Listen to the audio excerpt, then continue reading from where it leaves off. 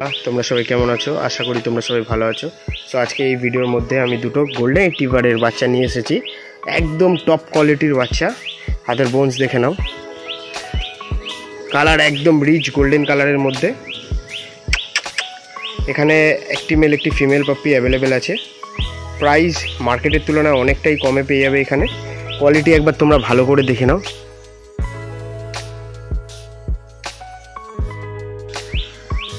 একটা বাচ্চার body weight আছে মিনিমাম তোমার 4 কেজি প্লাস, আর একদম পাঁচ ফেস শর্ট টেল বাচ্চা আছে।